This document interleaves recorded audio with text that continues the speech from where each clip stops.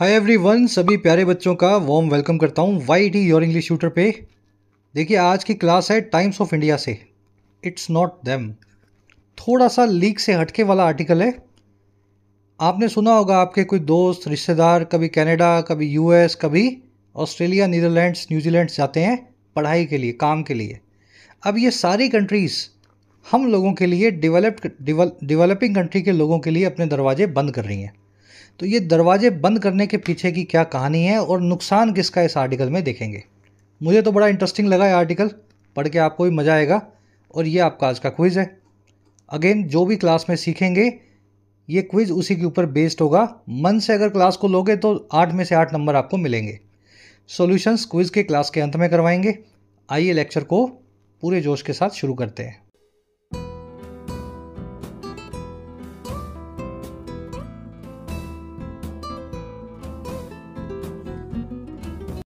It is not about them, it is not about them, it is अस। ये English में कहावत है। It is not about you, it is me. इसका मतलब होता है ये बात उनकी नहीं है। इस काम के लिए गुनहगार वो नहीं है, इस काम के लिए गुनहगार कोई और है। समझ पा रहे हो आप? तो जब भी आप ऐसा सुने, it is not about them, it is not about you, it is not you, इसका मतलब है ये आपकी बात नहीं है, ये उनकी बात नहीं है, बात कुछ और है। तो अगर मैं इसको हिंदी में ट्रांसलेट करना चाहूँ तो बात कुछ और है। चलो अब इसको देखो। ये ईडियम सीखना, यूज़ करना, ये अलग चीज़ है। लेकिन इनको पढ़ के मोटा मोटा मीनिंग निकालना, ये तो आप कर ही सकते हैं ना। मैं ये नहीं कह रहा हूँ आप अंग्रेज़ बन जाओ, कल से बोलने लगो it is not about me, it is not about you. पर आपको कहीं लिखा हुआ मिल जाए तो मीनिंग आपको मोटा मोटा समझ में आए। जब भी ऐसा लिखा हुआ मिले तो इसका मीनिंग हिंदी में होता है बात कुछ और है ना। इतना सीख सको आप। Correct, developed countries are not helping their economies by curbing number of visas for students workers. जो डेवलप्ड कंट्रीज़ हैं, कनाडा, यूएस, न्यूजीलैंड, ऑस्ट्रेलिया और यूके, कह रहे ये डेवलप्ड कंट्रीज़ जो हैं, विकसित देश जो हैं, हेल्प नहीं कर रहे हैं अपनी इकोनॉमीज़ को, बिल्कुल भी मदद नहीं पहुंचा रहे हैं अपनी अर्थव्यवस्थाओं को। और क्या करके? कर्व करके, लिमिट करके, रेस्ट्रिक्ट करके या पाबंदी लगा के नंबर ऑफ वीज़ाज पे स्टूडेंट्स और वर्कर्स के लिए। तो पहले खूब जाते थे, अब इन्होंने पाबंदियां लगा दी। हमें साल में 50,000 ही चाहिए, 50,000 से ज़्यादा एक भी आदमी हमारे देश में नहीं आएगा। तो ये पाबंदियां लगा के अपना ही नुकसान कर रहे हैं, अगर आप कैलकुलेशन को देखें। डेवलप्ड कंट्रीज सब्जेक्ट है, आर नॉट हेल्पिंग इसकी वर्ब है। कर्व करना, लिमिट करना, कंट्रोल करना, रिस्ट्रिक्ट करना, किसी चीज़ पे पाबंदी लगाना। सिंपल सेंटेंस था, कुछ देखने वाला है नहीं। जल्दी से आगे बढ़ते। इस आर्टिकल की वोकैब पर नज़र डालेंगे। सारे वर्ड्स मोटे मोटे शुरू में एक साथ देखो ताकि आप इसको स्मूथली पढ़ सको। क्लास कैसी लगती है आपको? अच्छी लगती है, काम आती है तो एक लाइक दे दो अभी से। आपका एक छोटा सा लाइक जो है एक फ्री ऑफ कॉस्ट तरीका है इस छोटे से चैनल को सपोर्ट करने का। स्ट्रक्चर्ड वे में अपने एग्जाम्स की तैयारी के लिए डाउनलोड करें YT ऐप को। आपकी अपनी ऐप है, कमेंट सेक्शन में लिंक दिया गया है। आपको ऐप पे मिलेगा राइटिंग का कोर्स, जिसमें नॉन इंग्लिश बैकग्राउंड के बच्चों को बेसिक से इंग्लिश में लिखना सिखाया जाता है। लगभग 70 घंटों का ये कोर्स है। बेसिक से आप इसमें सीखेंगे, सारे एस्पेक्ट राइटिंग के इसमें कवर्ड है। इसी तरीके से आपको मिशन सिविल सर्विसेज का कोर्स मिलेगा, जिसमें राइटिंग को सिविल सर्विस वाले बच्चों के हिसाब से सिखाया जाता है। फिर आंसर राइटिंग हो, प्रेसी राइटिंग हो, ऐसे राइटिंग हो, सीसेट हो, डिस्क्रिप्टिव हो, हर चीज़ इसमें कवर्ड है UPSC वाले कोर्स में। SSC और बैंकिंग के कोर्स भी अवेलेबल हैं। बैंकिंग कोर्स में बैंकिंग प्रीलिम्स मेंस के सारे क्वेश्चंस आपको सॉल्व करने सिखाए जाते हैं। इसी तरीके से प्रैक्टिस बैच भी SSC का, जिसमें प्रीलिम्स मेंस का फुल पेपर आप तैयार कर सकते हैं। कोई भी क्वेरी हो, ये नंबर है व्हाट्सअप, आप इस नंबर पे टीम से बात करेंगे व्हाट्सअप के थ्रू। एक छोटा सा प्राइस हाइक आने वाला है सभी कोर्सेज पे, टैक्स अब अलग से लगेगा। नेक्स्ट वीक से प्रोबेबली हाइक हो जाएगा, उससे पहले आप कोर्सेज का फ़ायदा ले सकते हैं। चलिए वोकैब शीट अपनी, अगेन 5 वर्ड्स हैं। शुरू करेंगे इस फ्रेजल वर्ब से, प्ले आउट या प्ले वन सेल्फ आउट। देखो, प्ले आउट का मतलब होता है बाहर खेलना। बच्चों को बोलते हो ना बाहर जाके खेलो, प्ले आउट, तो वो ठीक है बात, प्ले आउट। लेकिन इस फ्रेजल वर्ब का मीनिंग होता है किसी चीज़ का शुरू से अंत तक घटित होना। जैसे आप वीडियो प्ले करते हो, शुरू होती है फिर लास्ट तक जाओगे ना, 1-1.5 घंटे की मूवी होगी, तो आपने वीडियो को प्ले आउट कर दिया। बीच में वन सेल्फ भी लग सकता है, रिफ्लेक्सिव प्रोनाउन भी लग सकता है, लगाना हो लगाओ, नहीं लगाना हो मत लगाओ, है ना। ये ऑप्शनल होता है इस फ्रेजल वर्ब के अंदर। तो प्ले आउट फ्रेजल वर्ब या play one self out, play my self out, play it self out phrasal verb का मीनिंग है किसी घटना का घटित होना शुरू से लास्ट तक, है ना। दूसरा मीनिंग क्या होगा, जब कोई घटना पूरी घटित हो जाएगी शुरू से लास्ट तक तो वो मामला फिनिश हो जाएगा। किसी चीज़ का ख़त्म हो जाना, उसके अंदर की तीव्रता का, उसके अंदर की इंटेंसिटी का वीक हो जाना। दोनों तरीके से यूज़ करके दिखाता हूँ, बड़ा आसान है। The events of the day played out exactly as we had planned. दिन का जो घटनाक्रम था वो हैपन हुआ, अकर हुआ, प्ले आउट हुआ उसी तरीके से जैसा हमने सोचा था, प्लान किया था। शुरू से लास्ट तक जैसा हमने सोचा वैसे ही पूरा दिन का घटनाक्रम रहा। तो ये तो पहला वाला मीनिंग हो गया। दूसरा वाला देखो, the government was silent on the issue and waiting for the crisis to play itself out. सरकार जो थी साइलेंट थी, चुपचाप थी इस पूरे मामले पे और कोशिश कर रही थी कि ये क्राइसिस जो है, ये विपत्ति या तूफान जो सरकार पे पड़ा है, ये अपने आप ही प्ले आउट हो जाए, ख़त्म हो जाए, शुरू से लास्ट तक चल के पूरा हो जाए। जब कोई चीज़ चल जाती है 4-6 महीने तो लोग भूल जाते हैं ना फिर उसको, या उस पर ध्यान देना बंद कर देते हैं। तो प्ले इटसेल्फ आउट कर दे, इररिलेवेंट हो जाए। मेरे ख्याल से इस तरीके से अब ये फ्रेजल वर्ब ज़िंदगी में आप नहीं भूलोगे। आज ये आर्टिकल में आएगी, जहाँ आएगी वहाँ आपको उसका मीनिंग बताऊँगा। अगला वर्ड है केविन। केव इन करना या गिव इन करना, सरेंडर करना या यील्ड करना, चारों का मतलब होता है किसी के सामने घुटने टेकना, हथियार डालना, किसी की बात मान लेना, किसी का कहा जो है कर देना। The economy finally caved in to the prolong recession. Economy ने फाइनली घुटने डाल दिए, हथियार डाल दिए लंबे चलते हुए इस रिसेशन के सामने। इकॉनमी भी जी जो है गिर गई। तो जब भी किसी चीज़ के सामने आप सरेंडर करें, घुटने डालें, तो टू प्रेपोजिशन का इस्तेमाल करें। Cave in to something, give in to something, yield to something, surrender to somebody. चलिए, आज यील्ड नाम की वर्ड आप आर्टिकल में देखेंगे, सरेंडर करने के लिए यूज़ होता है। अगला वर्ड अपने पास एलिविएट। एलिविएट, जब आपको तेज़ बुखार हो तो आप क्या करते हैं, पैरासीटामोल लेते हैं। जब आपको तेज़ सिर दर्द हो तो क्या करते हैं, डिस्प्रिन लेते हैं। डिस्प्रिन और पैरासीटामोल आपके सर दर्द और बुखार को एलिविएट करते हैं, नरम बनाते हैं, कम कर देते हैं, या उसको समझ गए ना, किसी चीज़ की तीव्रता को कम कर देते हैं, उसकी इंटेंसिटी को नीचे ले आते हैं। To alleviate rising unemployment the government has launched a skill enhancement programme. कम करने के लिए तीव्रता को बढ़ती हुई बेरोजगारी की सरकार ने लॉन्च किया है कौशल्यवर्धन प्रोग्राम को, स्किल एनहांसमेंट प्रोग्राम को। लोगों को बुलाएंगे, कुछ सिखाएंगे, कुछ पढ़ाएंगे तो जॉब करेंगे वो, है ना, सीख करके एम्प्लॉयमेंट, अनएम्प्लॉयमेंट कम होगी, तो उसको एलिविएट कर देंगे ये थोड़ा सा उसको। चलो अब देखो, ये जो तीव्रता कम करने के मैंने आपको बताया एलिविएट, इसके सारे सिनोनिम्स हैं। Mitigate, assuage, mollify, pacify. Pacify लिखा कि नहीं लिखा मैंने, चलो पैसिफाई शायद मैंने यहाँ लिख दिया है। एमिलिटेट, सभी के सभी इसके सिनोनिम्स हैं। कभी ना कभी किसी वर्ड को आप किसी आर्टिकल में देखेंगे। अगला वर्ड अपने पास सीमी। ये वर्ड बना है सीम से। सीम का मतलब क्या होता है, टांके, जो कपड़े में लगे रहते हैं ना, फटे हुए कपड़े में सीम, उसको बोलते हैं टाका। या इसका दूसरा मीनिंग होता है झुर्रियाँ या रिंकल्स, जो कपड़ों में सलवटें रहती हैं उनको भी सीम बोलते हैं। अब मुझे बताओ, किसी चीज़ की सीमी साइड अगर आप देख रहे हैं तो क्या कर रहे हैं आप, उस चीज़ की टांके वाली या झुर्रियों वाली या सलवटों वाली साइड देख रहे हैं। सीमी का मतलब होता है सलवटों वाली चीज़, रफ चीज़, चाहे तो कोई कपड़ा हो या कोई सिचुएशन हो।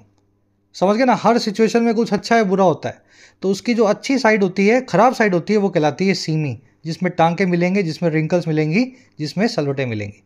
इसका बिल्कुल उल्टा क्या है, जब शर्ट के टांके निकल जाएं, जब शर्ट की सिंक्स, किसी कपड़े के रिंकल्स निकल जाएं, सलवटें निकल जाएं, तो वो हो जाता है प्लेन या सीमलेस। सीमलेस का मतलब होता है एकदम अच्छा, साफ सुथरा, एकदम स्मूथ। तो आज सीमलेस नाम का वर्ड आर्टिकल में देखेंगे। दोनों वर्ड्स दिमाग के कोने में रहें। Children with rich parents rarely experience the semi side of life in their childhood. बच्चे जो रिच पेरेंट्स के होते हैं, अमीर माँ बाप के होते हैं, रेयरली ही वो एक्सपीरियंस करते हैं, कभी कभी वो एक्सपीरियंस करते हैं रफ साइड को जीवन की अपने चाइल्डहुड में।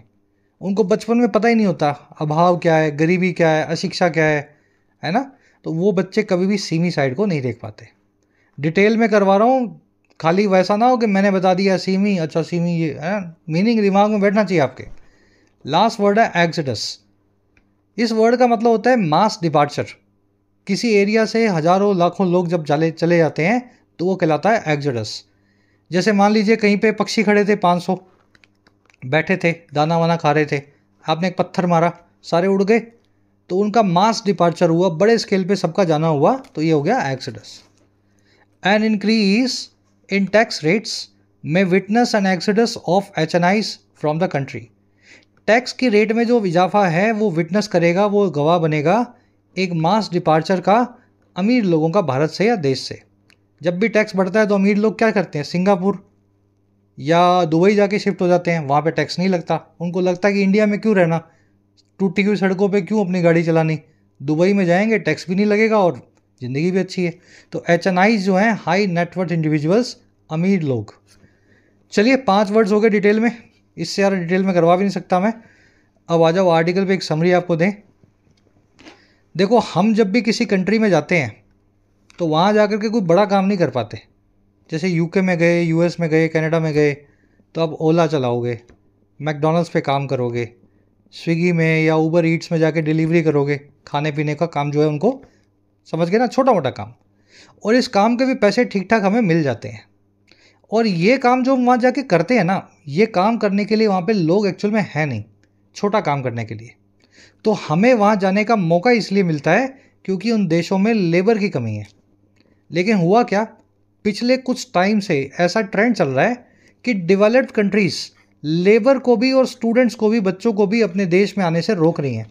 जैसे कनाडा कह रहा है, ऑस्ट्रेलिया कह रहा है कि हम वीज़े कम देंगे। और ऐसा क्यों हो रहा है, क्योंकि इन कंट्रीज़ में इलेक्शन हो रहे हैं और वहाँ की पब्लिक कह रही है कि कौन लोग हैं इंडियंस, ये कहाँ से आए हैं, बांग्लादेशी, ये पाकिस्तानी, चाइनीज़, कौन है ये। तो पब्लिक के सामने पॉपुलिस्ट मेजर्स लेने के लिए वहाँ की सरकारें हमें वहाँ आने से रोक रही हैं, हमारे वीज़ाज़ को कैंसिल कर रही हैं। स्टूडेंट्स जब जाते हैं तो बहुत भारी भरकम फीस देते हैं, वहाँ की इकॉनमी में कंट्रीब्यूशन देते हैं, स्टूडेंट्स की वीज़ा भी कैंसिल हो रहे हैं। हमारा आर्टिकल कह रहा है कि पब्लिक के पीछे लग के डेवलप्ड कंट्रीज़ ये जो कदम उठा रही है ना, इससे इन्हीं की इकॉनमी को नुकसान होगा। जब इनके यहाँ पे लेबर नहीं होगी, इंडस्ट्री गिर जाएगी, ऊबर ईट्स में कोई खाना खिलाने वाला नहीं होगा, घर पे आकर के अमेज़ोन की डिलीवरी करने वाला नहीं होगा, जब इनके यहाँ पे स्टूडेंट्स नहीं जाएंगे और यूनिवर्सिटीज़ को चंदा नहीं मिलेगा, फीस नहीं मिलेगी, तभी इनको अकल आएगी। ठीक है, आज की टोन है एनालिटिकल, एनालाइज करके इस पूरे मामले को समझा रहा है। चलिए अब शुरू करते हैं। कह रहा है Australia's decision to limit number of international students enrolments to 2,70,000 in 2025 is in sync with general sentiment against migration in developed economies। कह रहा है ऑस्ट्रेलिया की सरकार का जो फैसला है लिमिट करने का, पाबंदी लगाने का, उस नंबर पे, उस आंकड़े पे जो है अंतर्राष्ट्रीय विद्यार्थियों का, स्टूडेंट्स का और उनकी एनरोलमेंट्स का, और ये लिमिट कहाँ करेंगे, 2,70,000 तक करेंगे। और किस साल में, 2025 में। कह रहा है जो अजीब सा डिसीजन है ऑस्ट्रेलिया का कि 2,70,000 से ज़्यादा बाहर से लोग, बच्चे आकर के यहाँ पढ़ाई ना करें ऑस्ट्रेलिया में।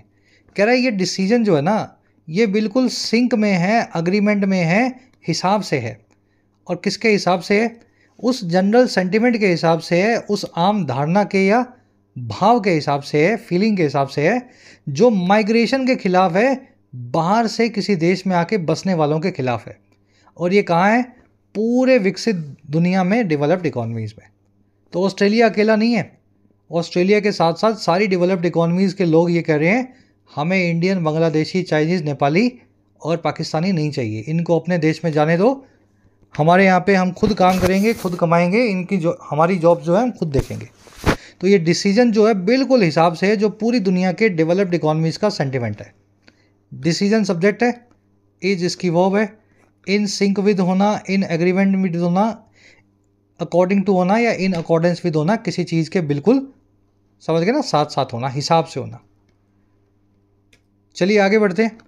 कह रहा है जी, in a parallel development Canada has announced curbs on hiring of low wage temporary foreign workers. कह रहा है एक समानांतर घटनाक्रम में, भाई इधर तो ऑस्ट्रेलिया वाला कुछ चल रहा था किस्सा अपना, इधर एक कनाडा ने भी चला दिया, बिल्कुल साथ साथ। कह रहा है इसी के साथ साथ एक दूसरे घटनाक्रम में डेवलपमेंट में कनाडा ने भी अनाउंस कर दिया है कर्ब्स को, लिमिट्स को, पाबंदियों को हायर करने पे लो वेज टेम्परेरी फॉरेन वर्कर्स को, कम पगार वाले कम सैलरी वाले मजदूरों को, टेम्परेरी फॉरेन मजदूरों को। लो वेज पे कौन वर्कर आएगा, मतलब समझ गए ना आप, सफाई करना, छोटे मोटे काम करना। तो दूसरे तरफ से कनाडा ने भी बोल दिया है हमें और मजदूर नहीं चाहिए। चलिए, कनाडा की ओवर हैज अनाउंस्ड कर्व यानी लिमिट या पाबंदी। और क्या कर रहा है कनाडा? कह रहा है it seeks to slash share of temporary residents population to 5% from 6.2% over next 3 years। कह रहा है ये जो इट है, इट कौन है? अब कनाडा की बात हो रही है। कोशिश करता है कनाडा, सीख कर रहा है कि ये स्लैश कर दे, काट दे। स्लैश करना यानी जैसे कोई बड़ी चीज़ है, इसका एक हिस्सा काट दिया आपने, छोटा कर दिया उसको, तो ये स्लैश कर दे, काट छांट कर दे उस शेयर में, उस हिस्से में जो है टेम्परेरी रेसिडेंट्स की पॉपुलेशन का, टेम्परेरी तौर पे कनाडा में रहने वाले बच्चों का। और कहाँ कर ले आए? ये काट के ले आए 5% पे, और अभी कितना है? 6.2%। और ये कब लाएंगे? अगले 3 सालों के दौरान।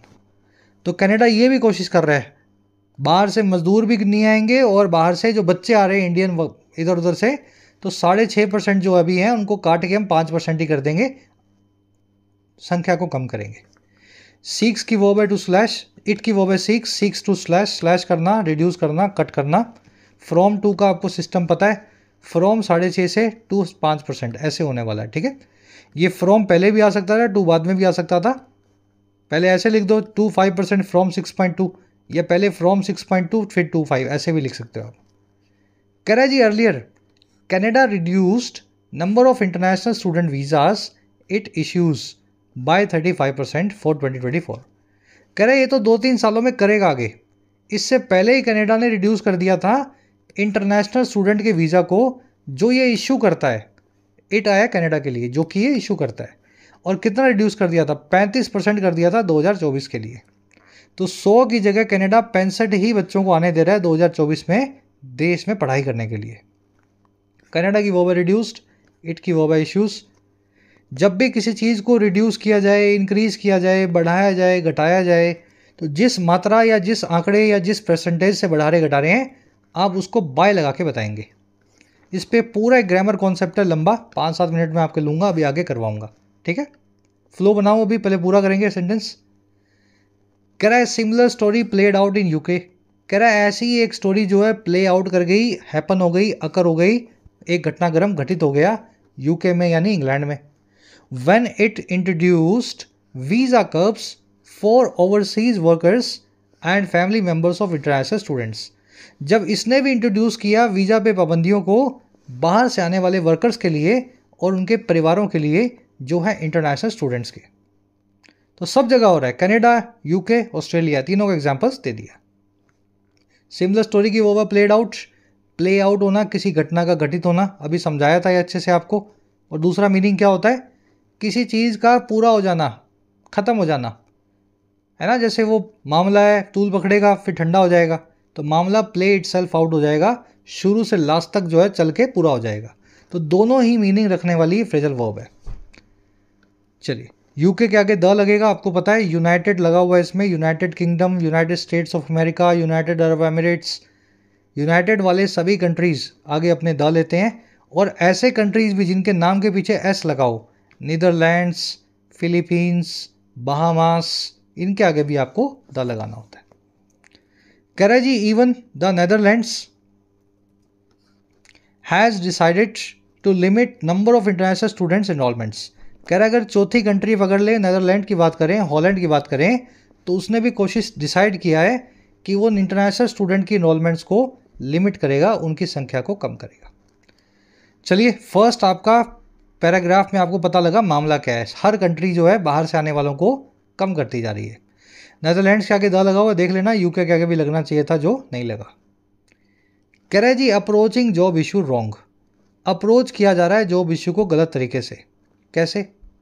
Impact of migration on jobs and housing sector are reasons most cited for such decisions. कह रहा है जो इम्पैक्ट है, जो असर है माइग्रेशन का, बाहर से बसने का किसी और कंट्री में जाके, और किस पे, जॉब्स पे और हाउसिंग सेक्टर पे। कह रहे ये इम्पैक्ट जो है ना, ये वही यही वो रीजन्स हैं जो सबसे ज़्यादा साइड किए जाते हैं, हवाला दिया जाता है जिनका इन डिसीजंस के पीछे, इन जो है फैसलों के पीछे। हर कंट्री की सरकार ये कह रही है कि बाहर से लोग यहाँ आ गए, हमारे लोगों की जॉब्स खा गए, और हमारे लोगों के लिए जो घर बनने थे उनमें खुद रहने लगे, घरों के दाम बढ़ गए, महंगाई बढ़ गई। तो इस वजह से हम लोगों को कम करना चाह रहे हैं, और यही कारण को हमेशा साइड किया जाता है। साइड करना यानी किसी चीज़ का हवाला देके बताना। इम्पैक्ट की वर्ब है आर। टेक्निकली इम्पैक्ट की वर्ब यहाँ पे इज होनी चाहिए, है ना।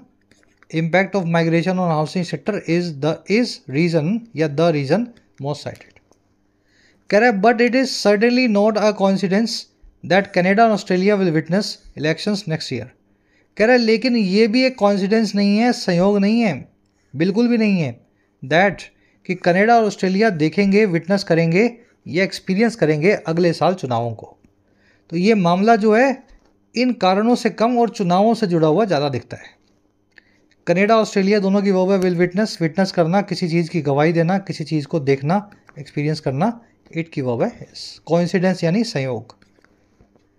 कह रहा है जी yielding to growing insecurities in native population, governments in these countries have chosen to ignore stats that reveal what migrants contribute to these labor short economies. कह रहा है जी यील्ड टू करते हुए, घुटने टेकते हुए। यील्ड टू करना, केव इन टू करना, surrender to करना, गिव इन टू करना, किसी चीज़ के सामने हथियार डाल देना। कह रहा है जी हथियार डालते हुए, और किसके सामने, टू लगा के बता रहा है, बढ़ती हुई सुरक्षा की भावना के सामने या इनसिक्योरिटी के सामने, जो है नेटिव पॉपुलेशन की, इन कंट्रीज़ के लोकल लोगों की। कह रहा है लोकल लोगों की इनसिक्योरिटीज़ के सामने हथियार डालते हुए इन देशों की सरकारों ने, गवर्नमेंट्स इन दीज कंट्रीज़ ने चूज़ कर लिया है इस चीज़ को कि ये इग्नोर करेंगी, ध्यान ही नहीं देंगी उन स्टैट्स पे, उन आंकड़ों पे जो ये रिवील करते हैं, जो ये दिखाते हैं कि क्या वट बाहर से आने वालों ने, माइग्रेंट्स ने कंट्रीब्यूट दिया है, योगदान दिया है इन सारी की सारी लेबर शॉर्ट इकॉनमीज़ में, ऐसी अर्थव्यवस्थाओं में जहाँ पे लेबर शॉर्ट है, जहाँ पे मज़दूरों की कमी है। तो इन्होंने आंकड़ों को नहीं देखा कि बाहर से आने वाले गरीब लोग जो हैं यहाँ छोटा मोटा काम करते हैं, उन्हीं से इनका देश चलता है। उन सारे आंकड़ों को इग्नोर कर दिया क्योंकि इन्होंने लोगों की भावनाओं के सामने सरेंडर कर दिया सरकारों ने। गवर्नमेंट्स की वर्ब है हैव चोजन, माइग्रेंट्स की वर्ब है कंट्रीब्यूट टू।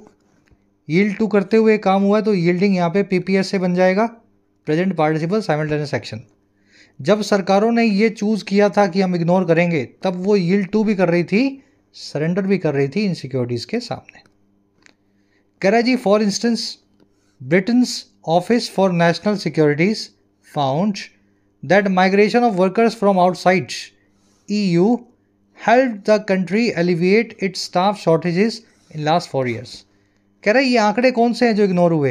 एग्जाम्पल के लिए बता रहा है, फॉर एग्जाम्पल या इंस्टेंस, ब्रिटेन का जो ये सरकारी ऑफिस है, इसने ऐसा फाउंड किया या पाया कि जो बाहर से आने वाले लोगों का माइग्रेशन है, वर्कर्स का, जो यूरोपियन यूनियन के बाहर से हैं, यूरोप के बाहर से हैं, कह रहा है उसी ने हेल्प किया इस ब्रिटेन नाम के देश को, यूके नाम की कंट्री को, कि ये धीमा कर सके, एलिविएट कर सके, नरम बना सके स्टाफ की कमी को पिछले 4 सालों में। तो सरकारी संस्था यहाँ की खुद ही कह रही है कि बाहर से अगर लोग ना आए होते तो हमारे पास स्टाफ भी नहीं था, हमारा ऑफिस चलाने के लिए नौकरियाँ हैं लेकिन करने के लिए लोग नहीं मिल रहे। चलिए, स्टैटिस्टिक्स ऑफिस की वर्ब है फाउंड, माइग्रेशन आप समझते हैं, एक जगह से दूसरी जगह पे जाना, बसना, इसकी वर्ब है help. Alleviate, ameliorate, pacify, mollify, balm, salve, याद है ना, सारे वर्ड्स जो किसी चीज़ की इंटेंसिटी को कम करने के लिए यूज़ हों, जैसे बुखार के लिए पैरासीटामोल लिया, सर दर्द के लिए डिस्प्रिन लिया। कह रहा है जी for Australia international education has been 4th largest export. अगर ऑस्ट्रेलिया की बात करें तो उनका सबसे चौथा बड़ा धंधा जो है एक्सपोर्ट का, जो सबसे बड़ा उनका चौथा व्यापार का जो जरिया है, कह रहा है वो रहा है इंटरनेशनल एजुकेशन, बाहर से आने वाले बच्चों की फ़ीस। और ये कैसे रहा है, adding $24.7 billion to its economy in 22-23। इतना बड़ा डॉलर का आंकड़ा इसकी इकॉनमी में ऑस्ट्रेलिया की पिछले 2 साल पहले 22-23 में। तो ये लोग अपने पाँव पे कुल्हाड़ी मार रहे हैं। एक तरफ तो बोल रहे हैं कि बाहर से आने वालों से ही हमारा काम चल रहा है, बाहर से आने वाले लोगों के पैसों से ही हमारा देश चल रहा है, दूसरी तरफ अपने लोगों की को खुश करने के लिए बोल रहे हैं बाहर से आने वालों को अब आने नहीं देंगे। समझ में आ रहा है सब कुछ? Easy article. चलो अब ये ग्रामर कॉन्सेप्ट है, ये देख लो, फिर लास्ट में एक छोटा सा रह गया पैराग्राफ, खत्म हो जाएगा ये, है ना, छोटा सा आर्टिकल है। कॉन्सेप्ट क्या कहता है? बाय प्रेपोजिशन के 14 यूजेज हैं। एक वीडियो अलग से की है मैंने, वो मैं दिखा भी दूंगा आपको, लगा भी दूंगा यहाँ पे। 14 में से 3 यूज, इनफैक्ट 4 यूज हैं, चौथा मैंने लिखा नहीं। 3 यूजेज जो आपको सबसे ज़्यादा याद रखने हैं। पहला यूज है किसी डेडलाइन को बताने के लिए, लास्ट डेट को बताने के लिए। दूसरा यूज है किसी चीज़ में इजाफे या घटावे को बताने के लिए। और तीसरा यूज है मीन्स या मोड ऑफ ट्रांसपोर्टेशन को बताने के लिए, आप कैसे आते जाते हैं, किस तरह के व्हीकल से ट्रांसपोर्टेशन करते हैं। 3 तरीकों से आप बता सकते हैं। ये बीच में क्या लिखा हुआ है छोड़ दो, ये बाद में बताऊंगा, एडवांस कॉन्सेप्ट है, पहले बेसिक वाला कर लो। चलो पहले तरीके से बताता हूँ आपको। फर्स्ट तरीके से, deadline. The construction of the building is expected to finish by the end of this year. Building का जो कंस्ट्रक्शन है वो एक्सपेक्टेड है पूरा हो जाएगा इस साल के अंत तक। कब तक पूरा होगा? साल के अंत तक। डेडलाइन मिल गई तो बाय लग गया, by next week, by the evening, है ना, जो भी आपको बताना हो। तो ये फर्स्ट वाला मीनिंग है डेडलाइन के साथ। चलो एक्सटेंट वाला मीनिंग बताता हूँ, बढ़ावे या घटावे का। The economy grew this year by 20%। Economy इस साल 20% से बढ़ी। तो 20% से बढ़ी, हिंदी में से के लिए विद लग जाता है अंग्रेजी में, लेकिन विद नहीं लगेगा यहाँ। याद क्या रखना है? जब भी घटती बढ़ती है किसी भी परसेंटेज आंकड़े से कोई भी चीज़, तो आप बाय लगा के बताते हैं। सैलरी बढ़ गई 1000 रुपये, my salary has been increase by 1000 rupees, है ना। तो बाय इंक्रीज, बाय डिक्रीज, जो भी आपको लिखना हो। अब देखो तीसरा मीनिंग, ये एडवांस्ड है। जब भी किसी चीज़ से आप आते जाते हैं, किसी व्हीकल से, तो आप बाय लगा के बताएं। कार से आते हैं तो बाय कार, बाइक से आते हैं तो by bike. I go to office by train, by taxi, by motorcycle, जो भी आप लिखना चाहें। लेकिन ध्यान रखना है ये एक नॉन स्पेसिफिक केस है। आप इसमें गाड़ी से जाते हैं, मान लो आप ट्रेन से जाते हैं, तो आप कोई भी ट्रेन से चले जाते हैं, जो भी ट्रेन ऑफिस की तरफ आती है आप पकड़ लेते हैं। आपका कुछ स्पेसिफिक नहीं है कि राजधानी से जाऊंगा।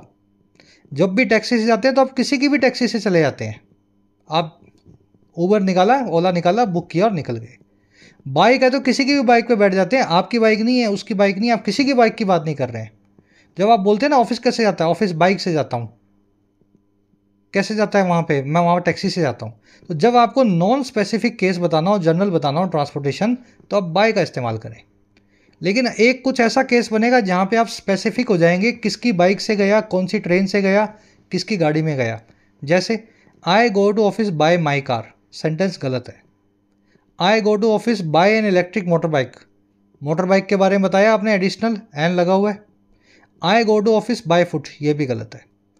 तो जब भी आपके पास मीन्स ऑफ ट्रांसपोर्टेशन से पहले कोई आर्टिकल आ जाए या कोई पजेसिव एडजेक्टिव आ जाए, my, your, our, a, an, the, specific बन जाए, कौन सा वो व्हीकल आप उसको पहचान सकते हैं, तब आप बाय का इस्तेमाल नहीं करेंगे।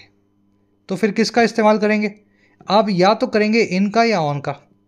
और याद कैसे रखें, इन का कब करना, ऑन का कब करना है? हर वो व्हीकल जिसमें आप चल नहीं सकते उसके लिए आप इन का इस्तेमाल करेंगे। जैसे कार है, कार में चल सकते हो क्या आप? कार चलेगी, कार में नहीं चल सकते आप, बैठोगे वहीं बैठोगे फिर उतर जाओगे। टैक्सी भी वैसी है। बोट भी कैसी होती है? बोट में चलने की जगह नहीं होती, बैठने की जगह होती है। वैन, एम्बुलेंस, तो ऐसे व्हीकल जिनमें अंदर चलने की जगह ना हो उसमें आप इन का इस्तेमाल करते हैं। लेकिन वो व्हीकल्स जिनमें आप चल सकते हैं, जैसे प्लेन, ट्रेन, शिप, इनके आगे आप ऑन का इस्तेमाल करेंगे। या फिर वो व्हीकल जिनमें आपके पांव दोनों तरफ लटके हों, जैसे घोड़ा है, गधा है, टू व्हीलर है, साइकिल, बाईसाइकिल, जिसमें दोनों तरफ पांव लटके हों, वहाँ भी ऑन का इस्तेमाल होगा। तो I go to office by cycle बिल्कुल ठीक है, लेकिन by an electric motor bike गलत है। एन लग गया, आर्टिकल आ गया, स्पेसिफिक हो गई, तो क्या करूँगा मैं? यहाँ लिखूँगा on an electric motor bike. Bye my car गलत है, माई लग गया, तो मैं लिखूँगा इन माई कार। समझ गए? अब ये फुट वाला देख लेना। जब भी पैदल आप चलते हैं तो बाय प्रेपोजिशन का इस्तेमाल होता ही नहीं है। चाहे मेरे पाँव आपके ही हैं, किसी और के नहीं होंगे कभी भी। कार किसी और की हो सकती है, बोट किसी और की होगी, आपकी भी हो, किसी की भी हो, लेकिन आप बोल सकते हो कि मैं पाँवों पे चलता हूँ, उसके पाँवों पे चलता हूँ, पड़ोसी के। क्योंकि पाँव आप ही के हैं, इसलिए अंडरस्टूड है कि वो हमेशा एक स्पेसिफिक केस होगा, नॉन स्पेसिफिक केस नहीं है, स्पेसिफिक केस होगा। तो पैदल चलने के लिए आप हमेशा ऑन का इस्तेमाल करेंगे, इसलिए मैंने इसको डार्क कर दिया है। ठीक है ना, पैदल के आगे कभी बाय आएगा ही नहीं, पैदल वाला केस कभी भी नॉन स्पेसिफिक होगा ही नहीं, उसके आगे हमेशा ऑन लगेगा। तो यहाँ लिखूंगा I go to office on foot. मज़ा आया और कॉन्सेप्ट समझ के? ईजी था? चलो, ईजी तो क्या है, क्लास वर्क है आपका। फटाफट मुझे बताओ, इसमें 2 एरर्स हैं, कैसे आप उनको सही करोगे? यहीं पे सही करनी है और कमेंट्स में डालनी है, सब बच्चे ट्राई देंगे। चलो देखो, मेहनत कर रहे हैं आप लोगों के लिए, आप खुद पे नहीं करोगे तो कहते हैं ना, भगवान उसकी मदद करता है जो खुद की मदद करे। तो अब खुद की मदद करो, मेरा काम यहाँ ख़त्म हो गया। बहुत अच्छे से कॉन्सेप्ट मैंने डिटेल में बता दिया, ट्राई दो खुद से, है ना। कमेंट सेक्शन में डालना, सही है गलत होगा आपको बताऊंगा। चलिए आगे बढ़ते हैं, लास्ट पैराग्राफ पूरा करें आर्टिकल को। कह रहा है जी, it has been happening for long, ये हो रहा है बहुत लंबे वक्त से। प्रेजेंट परफेक्ट कंटिन्यूस टेंस लगा हुआ है क्योंकि फॉर का इस्तेमाल हुआ है और टाइम पीरियड आपको दिया गया है, ड्यूरेशन दी गई है, लंबे वक्त से हो रहा है, फॉर लॉन्ग। कह रहा है besides while numbers may have surged in recent decades, migration has been an ongoing phenomenon across world। कह रहे जी, इस चीज़ के साथ ही साथ जहाँ जो आंकड़े हैं, नंबर्स हैं, हो सकता है वो सर्ज कर गए हो, बढ़ गए हो पिछले कई दशकों में, डेकेड्स में। अभी हम बहुत सुन रहे हैं, लोग यहाँ से वहाँ, वहाँ से यहाँ, आंकड़े बढ़ गए हैं। कह रहे जी, जहाँ ये हुआ है वहीं पे ये चीज़ हमें याद रखनी है, माइग्रेशन एक लगातार चलने वाला ऑन गोइंग फिनोमिनन है, घटना है पूरी दुनिया में, अक्रॉस वर्ल्ड। तो आज से 5000 साल पहले भी माइग्रेशन हो रहा था, है ना। पर्शिया से, ईरान से लोग इंडिया आ रहे थे, आज भी हो रहा है। तो माइग्रेशन कोई ऐसी चीज़ नहीं है जो कुछ नया हो रहा है, बढ़ गया होगा लेकिन होता हमेशा से आ रहा है, ये हमें याद रखना है। और कह रहा है with migrants being seamlessly absorbed in destination countries, और ये सारा काम हो रहा था माइग्रेंट्स के बीइंग या होने के एकदम सीमलेस मैनर में या स्मूथ मैनर में एब्जॉर्ब किए जाने के, अपने आप में मिलाए जाने के डेस्टिनेशन कंट्री में जहाँ वो जा रहे हैं।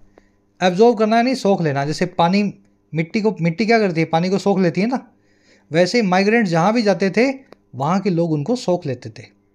जैसे हमारे देश में आपको मिलेंगे ये पारसी, बहुत मिलेंगे गुजरात में। तो ये पारसी कहाँ, पर्शिया से आए हैं, ईरान से। अब तो ईरान एक मुस्लिम कंट्री है, कभी वो पर्शियंस, जेरोस्ट्रियंस का पारसियों का हुआ करता था।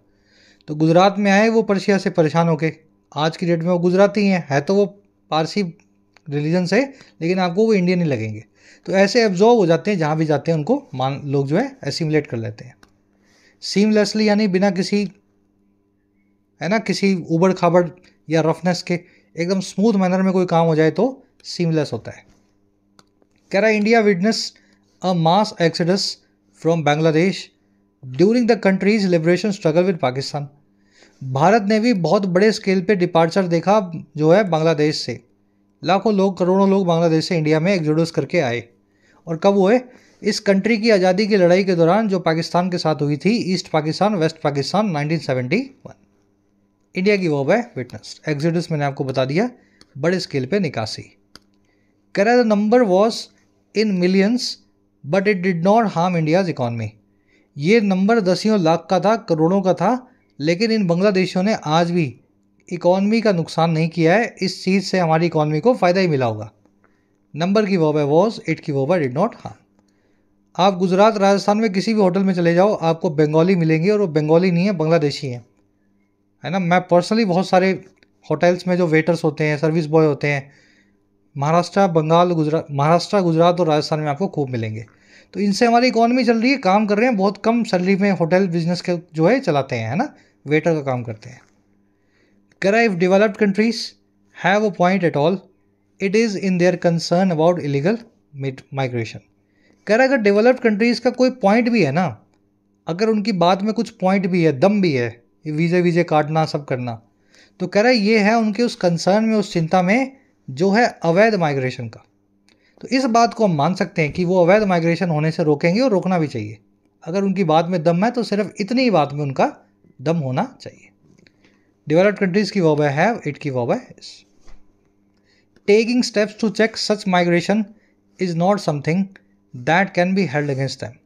कह रहा है जी टेक करना या लेना स्टेप्स को, कदमों को चेक या कंट्रोल करने के लिए इस टाइप के माइग्रेशन को, इलीगल माइग्रेशन को, ये कोई ऐसी चीज़ नहीं है जिसको हम उनके सर पे डाल दें या जिसके लिए हम उनको गुनहगार बनाएं। To hold something, to hold someone against जो है समथिंग, ये एक फ्रेज होता है अंग्रेजी में, होल्ड अगेंस्ट समवन, किसी के खिलाफ किसी चीज़ का जो है डालना, है ना, किसी चीज़ का उसके सर पे जिम्मा डालना। तो ये इलीगल माइग्रेशन के लिए अगर वो कुछ कर रहे हैं तो इसका जिम्मा हम उनके सर पे नहीं डाल सकते हैं, उनको करना चाहिए, इस मामले में वो बिल्कुल ठीक है। This can not be held against. चलिए रैप अप करेंगे क्लास को। बहुत छोटा आर्टिकल था लेकिन मज़ेदार आर्टिकल था, बहुत कुछ लर्निंग थी इसमें। चलिए कह रहा है जी what is underlying argument that the article presents against the recent visa curbs in developed countries. कौन सा अंडरलाइंग आर्ग्यूमेंट है, मेन आर्ग्यूमेंट है जो इस आर्टिकल में आपको मिलेगा विकसित देशों के द्वारा वीज़ा पे पाबंदियां लगाने पे।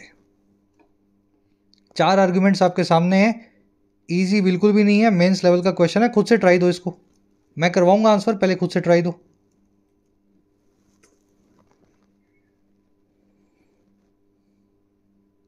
देखो मेन आर्ग्यूमेंट यही है कि माइग्रेंट्स जो हैं वो हर कंट्री में जहाँ भी जाते हैं वहाँ पे जाके इकॉनमी को चलाते हैं, अगर ना चलाते होते तो उनको कोई जाने ही ना देता, या वो खुद ही वापस आ जाते भूखे मर के। वहाँ जाके कुछ कमा रहे हैं, छोटा मोटा काम कर रहे हैं, तो वहाँ के लोगों को, समझ गए ना, इकॉनमी को कुछ हेल्प मिल रही है।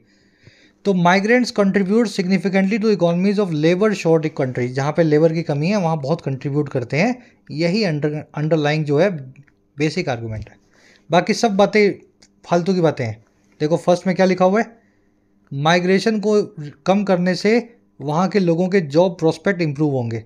अरे वहाँ छोटा काम करने के लिए कोई है ही नहीं, अमेजन की डिलीवरी करने के लिए कोई है ही नहीं वहाँ पे, लोग खुद जाके अमेजन के ऑफिस से अपने पार्सल ला रहे हैं।